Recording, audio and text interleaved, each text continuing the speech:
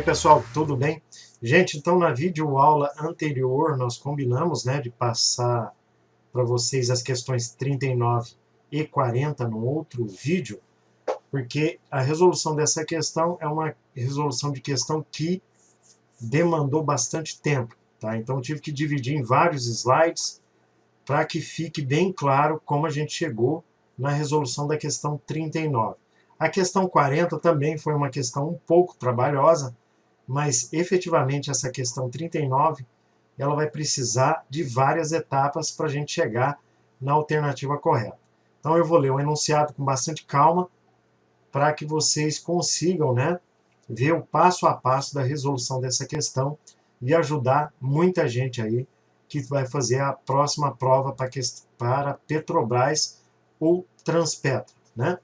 Bom, é uma questão de dilatação linear, tá? Que diz o seguinte no enunciado: duas barras metálicas, uma de aço e outra de alumínio, possuem uma das extremidades livres, quando a temperatura ambiente é de 0 graus Celsius. Bom, então essa é a temperatura inicial. A distância entre as barras é de 5 centímetros, como mostra a figura. A temperatura em graus Celsius, a partir da qual uma barra encosta na outra, é de aproximadamente... Gente, então o que vai acontecer ali? Vai haver um aquecimento simultâneo dessas duas barras, e essas barras, em uma temperatura final, elas vão entrar em contato. E ele quer saber qual é exatamente essa temperatura. Então ele fornece o comprimento inicial do aço, da barra de aço, o comprimento inicial da barra de alumínio, o coeficiente de dilatação linear do aço, que é 1,2 vezes 10 a menos 5, e o coeficiente de dilatação linear do alumínio, que é 2,4 vezes 10 a menos 5. Ou seja, exatamente o dobro, né? Então, se os coeficientes de dilatação linear do aço e do alumínio são diferentes, então, pessoal, é de se esperar que vá acontecer um comportamento diferente para cada material, tá? Primeira hipótese que a gente vai estabelecer para resolver essa questão, que as temperaturas finais vão serem iguais. Segunda hipótese que a gente vai estabelecer, a soma da variação de comprimento do aço mais a soma da variação de comprimento do alumínio vai ser igual a 5 centímetros, tá? Gente, não esqueçam de fazer as devidas conversões, para metro nesse caso, porque aí vocês vão estar dimensionalizando as duas dilatações de forma igual, tá? Então vamos para a primeira etapa da resolução. Primeira etapa, vamos estabelecer a variação de comprimento para o aço, cuja fórmula é L0 alfa delta T, onde alfa é o coeficiente de dilatação linear. Deixa eu pegar minha caneta aqui, pessoal. Tá? Então tá aqui, ó, 15 é o comprimento inicial e 1,2, 10 a menos 5 é o coeficiente de dilatação linear do aço. Da mesma forma, a gente faz para o alumínio, cujo comprimento inicial é 50, coeficiente de dilatação linear é 2,4, 10 a menos 5. Vamos executar essa operação aqui, ó, nos dois materiais, e vai resultar nisso aqui, ó. Do aço vai dar 18, 10 a menos 5, e no alumínio 120, 10 a menos 5, vezes ΔT, que é a variação de temperatura. Bom, vamos para a primeira hipótese, onde a gente vai igualar as temperaturas, porque a temperatura final, tanto para o aço quanto para o alumínio, vão ser iguais. Então, olha aqui, ó, a primeira hipótese, variação de temperatura do aço vai ser igual à variação de temperatura do alumínio. Gente, lembrando que a temperatura inicial é 0, então isso vai ser simplificado como a temperatura final do aço igual à temperatura final do alumínio. Então a gente pode agora, tá vendo, ó, retornando lá para a relação, ó, a relação que a gente fez agora há pouco, ó, tá vendo, ó, ΔL do aço é 18, 10 a menos 5 ΔT. Isolando o ΔT ali, ó, tá vendo, ó, o que vai acontecer? O 18, 10 a menos 5 vai passar dividindo aqui, ó, tá vendo? E da mesma forma que o alumínio, né, do aço e do alumínio. Então, observem o que a gente fez aqui, ó, tá vendo, ó? Isolando a temperatura final do aço, você vai ter ΔL do aço, dividido por 18, 10 a menos 5, e ΔL do alumínio, que é dividido por 120, 10 a menos 5. Bom, no próximo slide, olha o que eu fiz. Eu achei uma relação, tá vendo? Ó? Eu achei uma relação, minha caneta sumiu aqui, ó, entre a variação de comprimento do alumínio em relação à variação de comprimento do aço. Então vai ficar 120, 10 a menos 5, dividido por 18, 10 a menos 5. Observem, pessoal, eu apenas inverti a posição aqui, ó, tá vendo? Ó? Eu joguei o 120 para cá e o ΔL do aço para essa posição. Então a relação ficou dessa forma. Então, dividindo 120 por 18 e o 10 a menos 5, você pode, ó, cortar aqui, ó, nós vamos chegar à conclusão que a razão entre a dilatação, a variação do comprimento do alumínio com a variação do comprimento do aço é 20 terços, tá aqui, ó. Então, eu cheguei nessa relação e ela vai ajudar a gente a chegar na resposta final.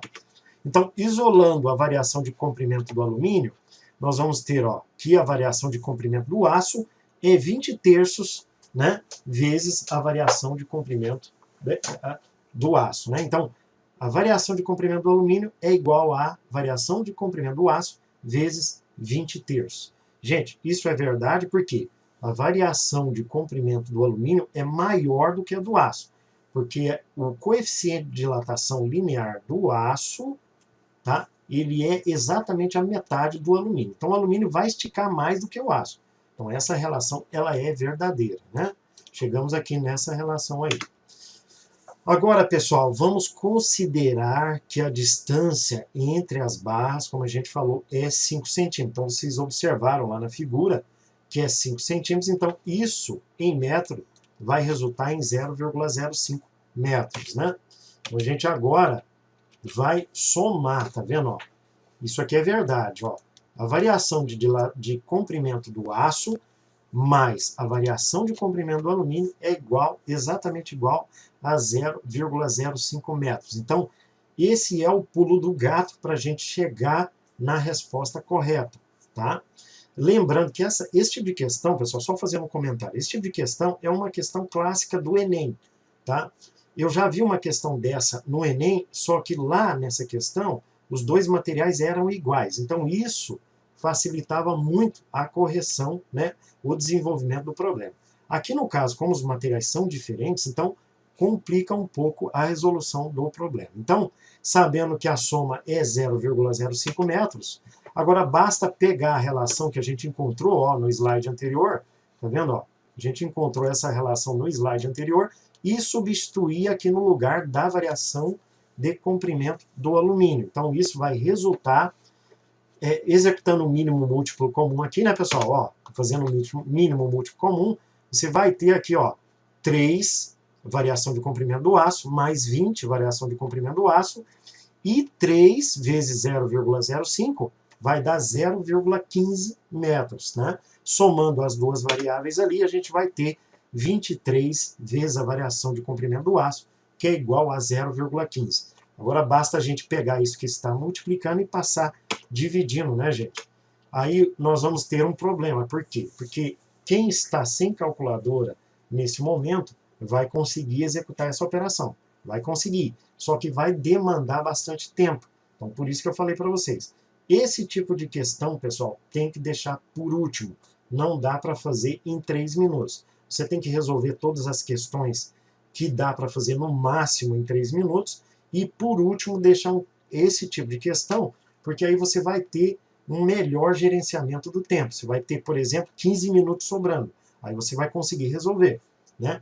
Então, a variação de comprimento do aço vai resultar neste número fracionário aí que vocês estão vendo, que é 0,00652173. Bom, o que eu vou fazer com esse valor? Você vai retornar lá na fórmula da dilatação do aço e vai substituir aqui, ó, tá vendo? Você vai substituir aqui. Aí agora você vai encontrar essa temperatura final que o enunciado está perguntando, né? Então, substituindo ali, ó, olha o que eu fiz.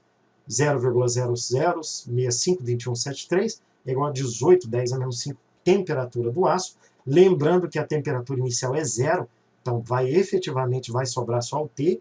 Agora você vai ter que fazer essa divisão aqui, ó, que também é bastante complicada. Então, pessoal, lembrando, quem está sem calculadora vai sofrer, vai perder bastante tempo. Então, vocês vão chegar exatamente no valor de 36,2 graus Celsius, que é a alternativa B aqui, ó, tá vendo? Ó? Alternativa B. Então, gente, uma questão cabrosa, complicada, difícil de resolver, né? Que demandou mais do que 3 minutos, que é o tempo médio para vocês resolverem as questões aí da Petrobras e da Transpetro. Na questão 40, é uma questão que exige habilidade de unidades no sistema internacional. Então, ele está falando a respeito da lei de Coulomb, ali no enunciado, né? E ele pergunta qual é a unidade de permissividade elétrica no sistema internacional de unidades. Então, essa relação que está sendo mostrada em cada uma dessas alternativas aqui, ó, nós vamos ter que chegar nela isolando exatamente essa variável aqui, ó.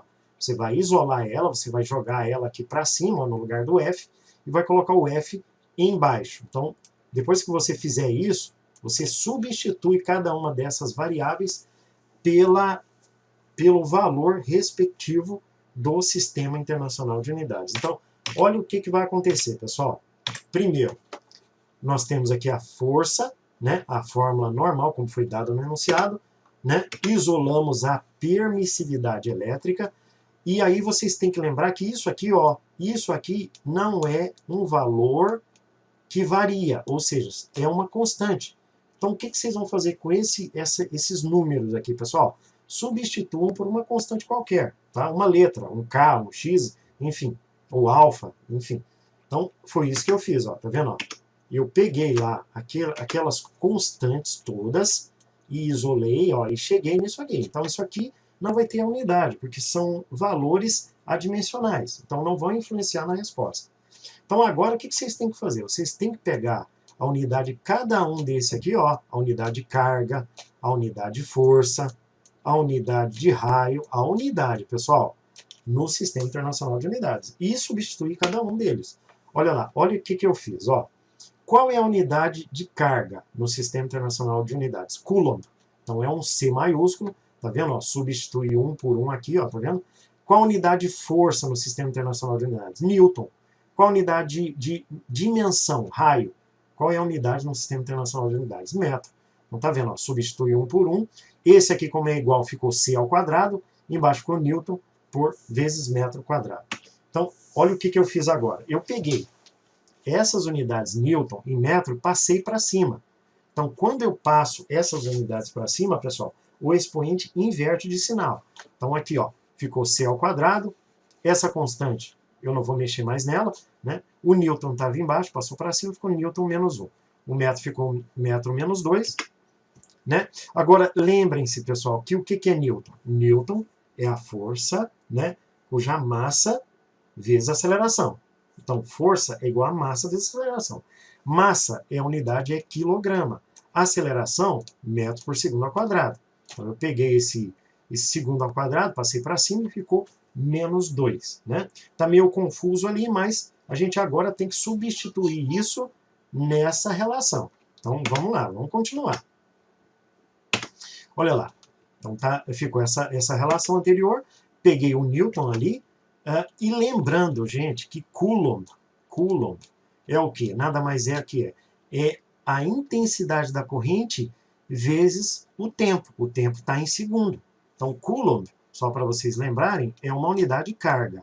Né? Lá no início, em eletricidade básica, a gente sabe que carga é a corrente vezes o tempo. É a famosa fórmula Kitt. Então, foi isso que eu fiz. Ó. O que é corrente? Corrente é em amperes. E o tempo? Em segundo. Então, eu vou substituir também. Olha lá. Ó, tá?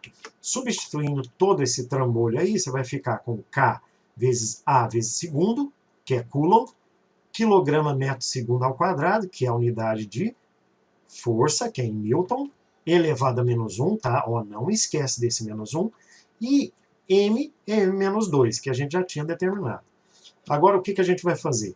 Pessoal, quando você tem um expoente dentro do parênteses aqui, ó, você tem que multiplicar por esse que está de fora. Então, menos 2 com menos 1 vai dar 2 positivo.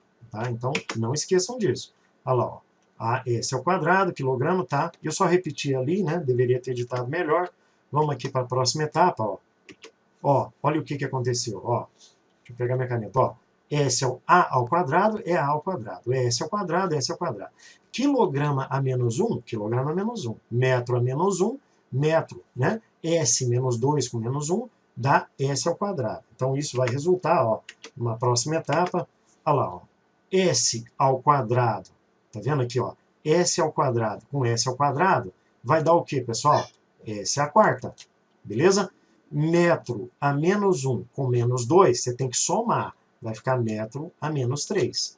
Quilograma, não tem que fazer mais nada. E o ampere vai ficar ao quadrado. Então, gente, ó, chegamos na alternativa correta, que é a alternativa C. Tá vendo? Ó? Alternativa correta, alternativa C. Vamos retornar lá para a gente conferir. Ó. Tá vendo? A ao quadrado, quilograma menos 1, metro a menos 3 e S a quarta. É isso mesmo, alternativa C. Gente, então vocês viram, questões complexas aí, 39 e 40, que demandaram uma quantidade enorme de tempo. Então, nesses casos, eu não recomendo fazer de cara. Vocês têm que olhar para a questão, olha para o enunciado, viu que é difícil para resolver, para chegar na fórmula, no resultado. Pessoal, pulem para outra questão. Resolvam as mais fáceis primeiro. Essa é a estratégia, é o arroz com feijão de concurso. Tá? Não adianta ficar batendo ali que vocês vão perder tempo e aí vocês vão deixar de acertar as questões mais fáceis. Né? Gente, espero que vocês tenham gostado aí da resolução dessas duas últimas questões desse grupo que a gente resolveu. Acessem o nosso site, tá? E a gente está agora investindo em videoaulas no ambiente Google Classroom. Vocês podem me mandar um e-mail que aí eu passo os procedimentos para vocês. Beleza, pessoal? Então até a próxima.